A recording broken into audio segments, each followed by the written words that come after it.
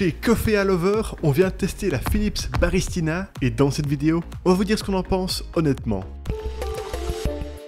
Sachez qu'on a mis le lien de ce produit avec son meilleur prix juste en dessous de cette vidéo. Cette machine à expresso avec broyeur est relativement compacte avec ses dimensions de 18 par 34 par 38 cm.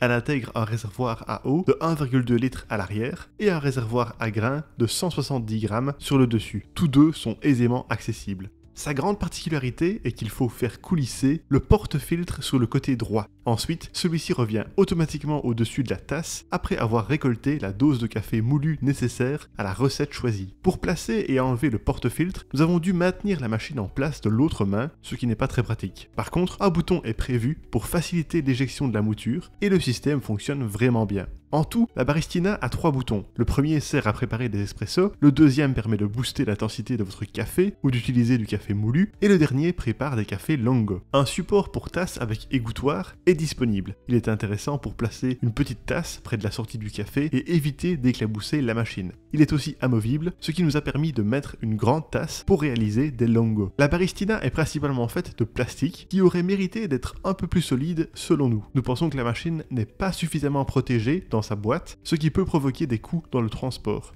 Pour ces raisons, nous vous conseillons d'être très précautionneux lorsque vous déplacez cette machine. De plus, n'hésitez pas à contacter le service client si vous détectez le moindre souci à la livraison. Pour clôturer le point design, nous soulignons que le câble de 85 cm n'est pas le plus long du marché, il faut donc placer la machine à proximité directe d'une prise de courant. Voilà pour le design. Passons maintenant aux fonctionnalités et aux performances. Durant nos tests, nous n'avons quasiment pas dû attendre que la machine préchauffe. Il nous a suffi de la brancher pour qu'elle soit prête. La Baristina ne s'encombre pas d'énormément de fonctionnalités. Elle peut juste programmer la longueur des cafés, entre 30 et 70 ml pour l'espresso, et entre 70 et 200 ml pour le longo. Il est aussi possible de booster l'intensité du café en appuyant sur le bouton central, ou de préparer du café moulu. Toutefois, c'est à peu près tout. Il n'est pas possible de régler la température du café, aucun mousseur ou buse vapeur n'est disponible, et il n'y a pas de signal indiquant quand le réservoir à eau et le bac à grains sont vides. La pression atteint quant à elle 16 bars, ce qui permet une bonne extraction du café. Lors de nos tests, voici les résultats que nous avons obtenus avec les réglages prévus d'usine. Pour l'espresso, il a fallu 48 secondes de préparation, et pour le longo, 1 minute et 11 secondes. Le temps de préparation, il faut l'avouer, est assez lent. En comparaison, la DeLonghi Dedica Style avait mis moitié moins de temps pour réaliser l'espresso. La température du café à la sortie a été de 80 degrés pour un résultat en tasse de 70 à 75 degrés. C'est une bonne température de dégustation. Nous avons apprécié la quantité de mousse présente au-dessus du café. Elle s'est même révélée assez dense avec le longo. Au niveau du goût, l'espresso a été très acide avec les grains que nous avons utilisés. Le longo a été un peu plus léger et moins acide.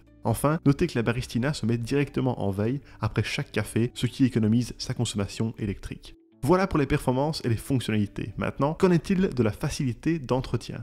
Seul l'égouttoir et son couvercle repose-tasse peuvent aller au lave-vaisselle. Le réservoir à eau, son couvercle, le couvercle du bac à grains et le porte-filtre sont tous à laver manuellement. Pour rincer le porte-filtre, il faut le retourner et presser le bouton quand il est sous l'eau courante. Pour le laver en profondeur, il faut le laisser tremper 10 minutes dans de l'eau tiède avec un peu de liquide vaisselle, puis le rincer. Le bac à grains peut quant à lui être nettoyé avec un chiffon humide.